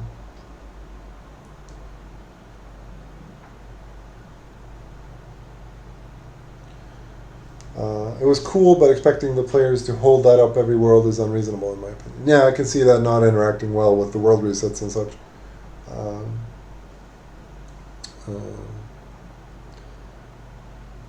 I think yeah, and another thing that I actually thought was kind of cool about World 10 is that it ran for 2 years. It wasn't the usual 1 year flash in the pan kind of world. We ran it for 2 years, and I think that was, it was not without sadness that we resetted that world. So I think, I don't know. It feels difficult to say when the player population kind of plummets over time. It seems attractive to do a world reset because you know that that's going to bring new interest. But I think that is a self-reinforcing kind of negative cycle as well. Is when it's like a drug. Like you start doing world resets, and before you know it, you're not doing anything but world resets, because with each reset, interest in the game drops quicklier. That's the correct English grammatical form, is it not, sir? Quicklier.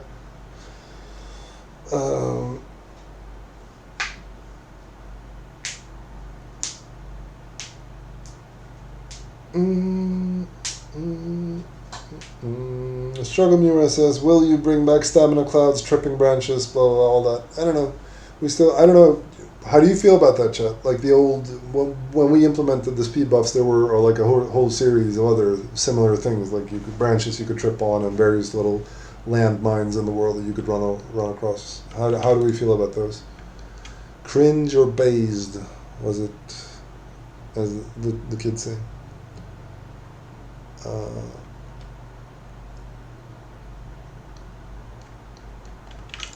Based, says John Fugati. Trolloc, I think the invisible one was dumb, but the trip route was hilarious. Alright. So that is one. Why did we remove it? I mean, what were our reasons for removing it? Was it that players hated it? We must have gotten negative feedback, otherwise I don't think we would have removed it as quickly as we did. Movement buffs, debuffs is bad. Maybe. I mean, the ambition was to add like more of a skill element to running, because I think what I kind of think is bad is like the forever chases. Quirky Smirklian says, "Where are you from, Jorb?" "I am from the internet, sir. I am a denizen. I am a permanently online denizen of the intertubes." Sweden. Stockholm, Sweden. Beautiful, sunny Sweden. Although it's not very sunny in this particular September afternoon in the year of our Lord 2021.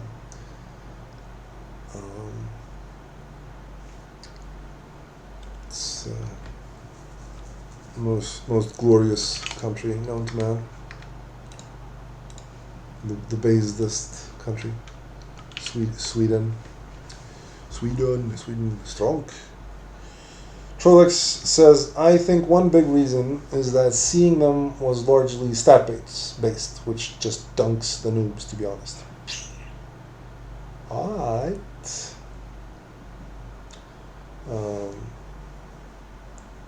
Not a fan of rabbit chasing, critter chasing at all. No. Yeah, put social hub in your notepad.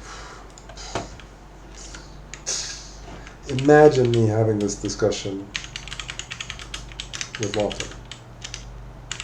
He's gonna think I've gone off the rails. He's gonna be like, no. It's gonna be like, no, no. He will speak in the voice of a dread ancient one and say, no.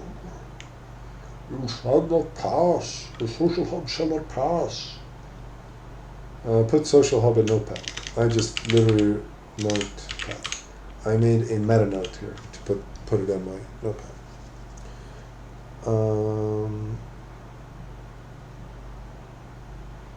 Trollex is voting for this. I think a social hub is one of the best things you guys could do for world longevity, though, and even PvP, since people would be meeting around there a lot. Yeah, I mean, I'm not going to say that you're wrong. Average Benny says, how's progress of a Hearthfire glow effect going? Fire particles. I wrote that down last stream, but we didn't actually act on it. It's still in my other documents. Don't worry about it. I've seen the note a couple of times. So we haven't actually. We have the whole conversation thing is the main thing right now. I don't want to divert the attention too much.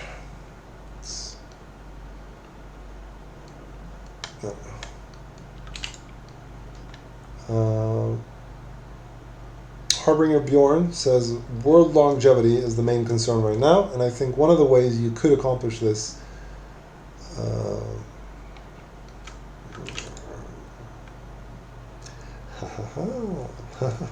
fool me once, shame on you. Fool me twice. Well, you're not going to do it again. Not going to do it again.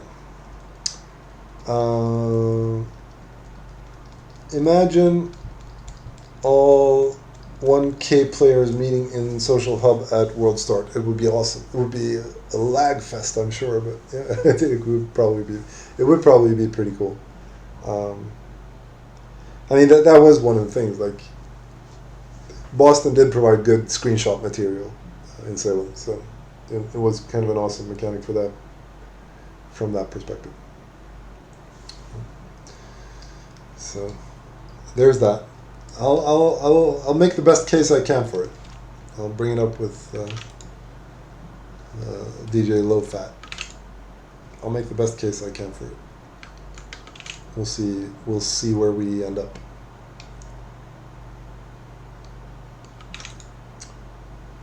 Hokok says, later driven market ever been a thought?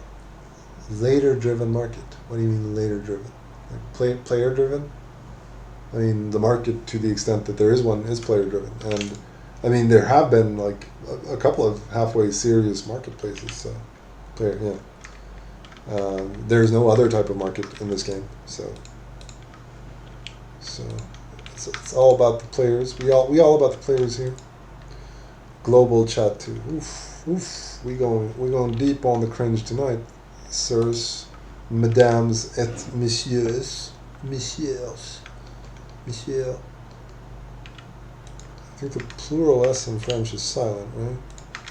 Mesdames et. Ethanor says, have you and Lofter tried Goblin yet? What is Goblin? What is this Goblin of which you speak? I am familiar with goblins. We slew many when the bright elves of Numenor rode in the first age. We slew many of Morgoth's foul creatures. But other than that, I don't. Goblin, these nuts.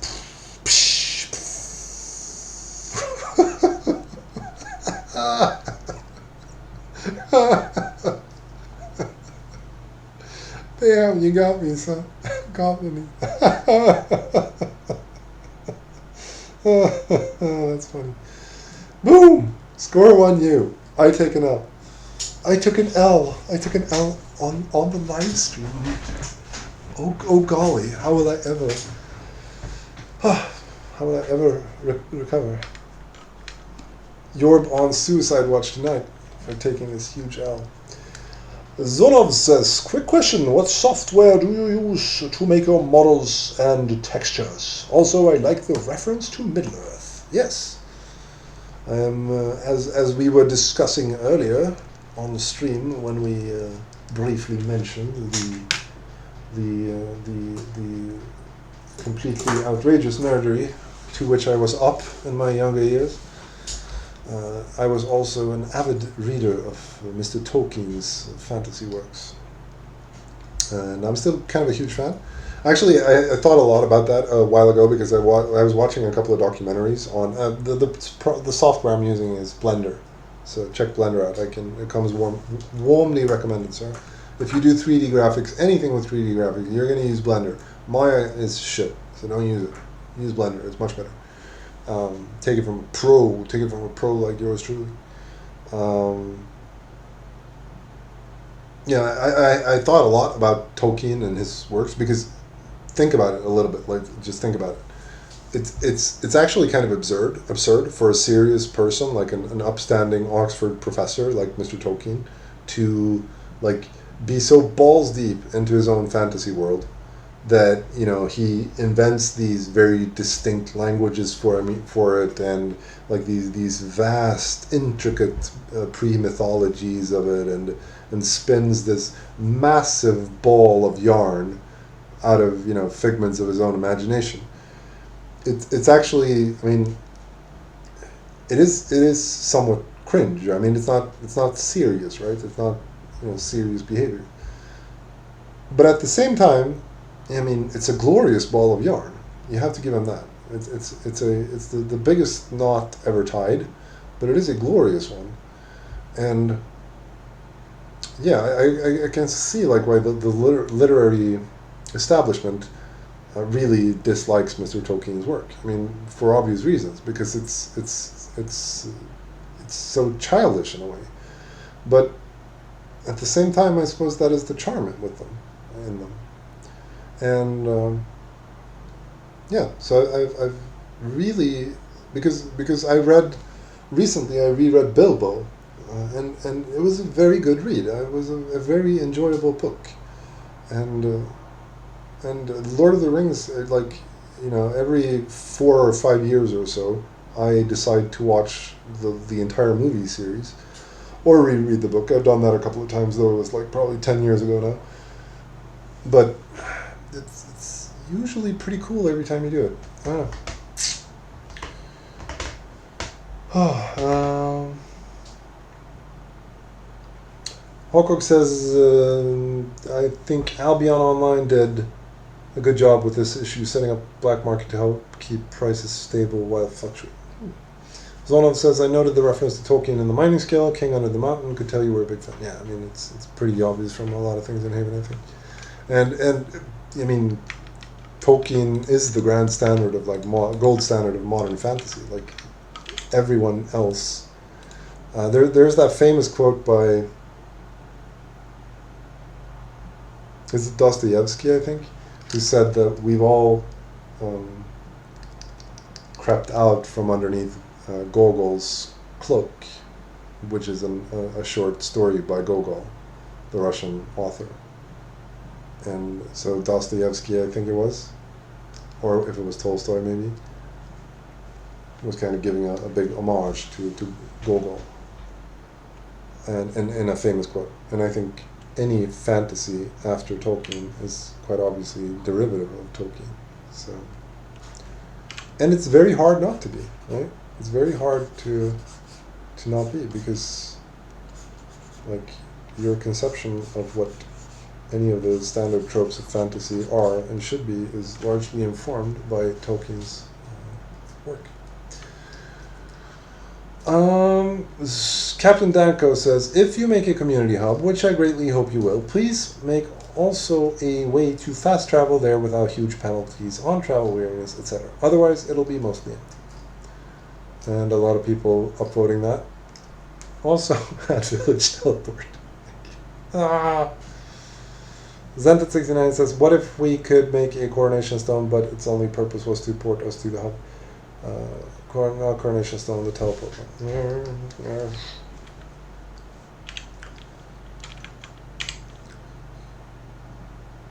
So Thingwall's not doing it for you? Like Thingwalls haven't made the game better, or not significantly so, or not enough so?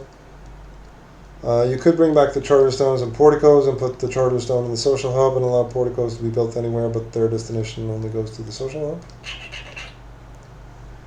Dingwalls are the poor man's charter stones.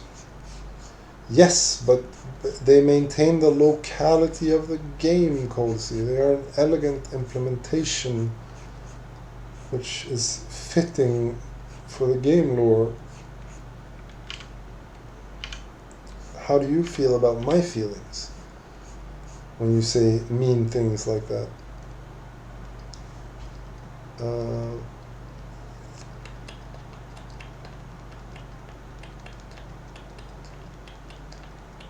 I like Thingwalls a lot, but I also like charter stones, to be honest. Also, you can't use them red-handed, so they're garbage. Thingwalls are fine.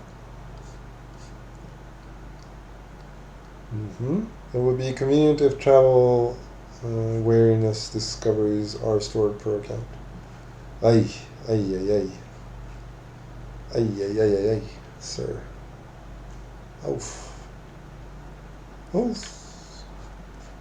Imagine me bringing all of this to Loftar. He's not gonna be happy. He's gonna be angry at y'all. He's gonna come with the band hammer and all these mean people. Kidding.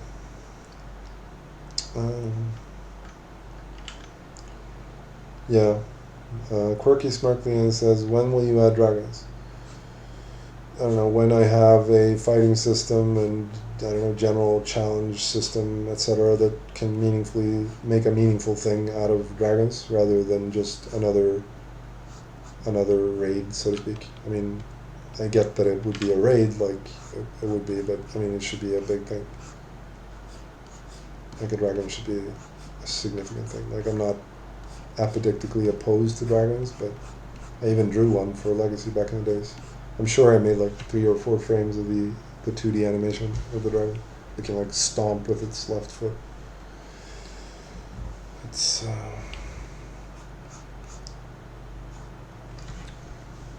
but I don't know, it would have to be a special thing.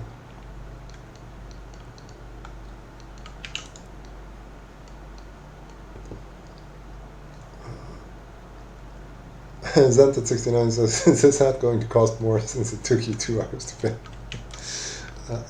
I'm going real slow here, boys. I'm not really trying. I'm also paying attention to the chat, and I'm mostly just doodling in the background. We could do this a lot faster if we were being serious about it. And I'm taking these breaks and talking with you, and we have a nice conversation, don't we? And there's no need to be all business. Sent at 69. Keep it in your pants, dog. Keep it in your pants. No need to be all crazy.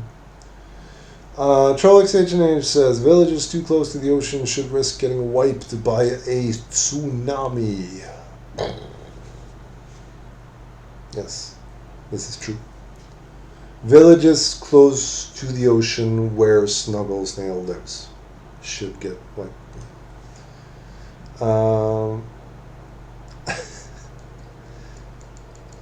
Yes, this was a good talk. Social hub. Promise for next world. Muscle Duck says, greetings, thanks for the game. Thank you, Muscle Duck, for being here. So Social Hub promised. Oof, oof. Charter to the nearest thing wall. Oof, oof. Natural disasters when? Yeah.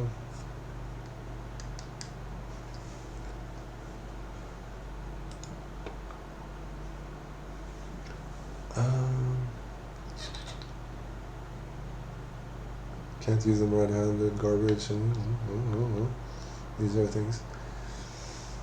Thank you, Muscle Duck. I hope you enjoy it. I hope you enjoy the game.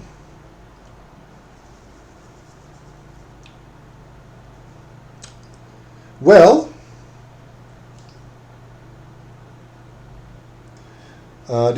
Trashbird says, do you like the idea of having fire in the game that could spread? We actually had a discussion about that, and I don't know if you remember, because they probably all decayed away right now, but we implemented an Ashlands tile set at the beginning of the game, or at the beginning of this new world, with like charred trees and as a special wood type and whatnot, and a special tile set which looked kind of cool.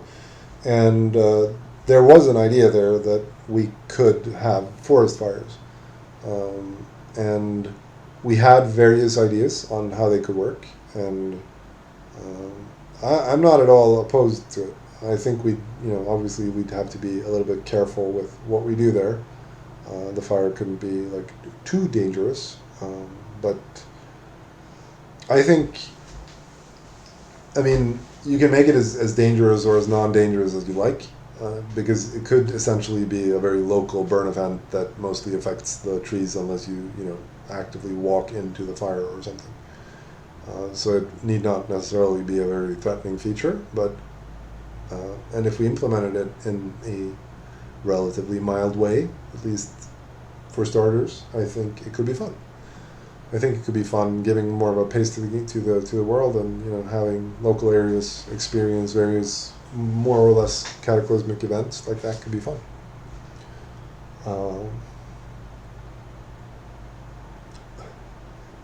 Add radiation storms that cause permanent wounds.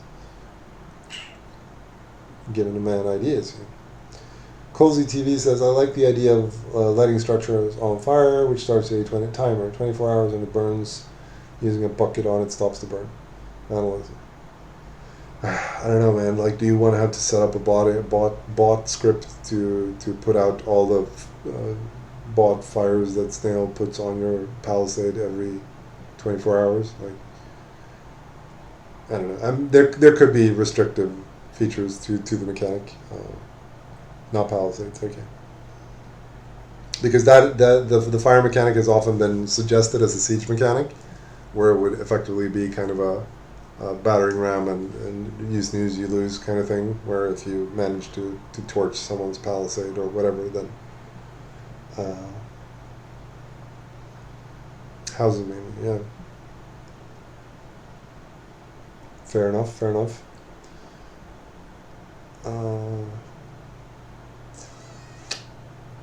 Azanta 69 said, I think fire would be cool, plus it would only be threatening to people who choose to believe that fire is dangerous, because that is how things work, right?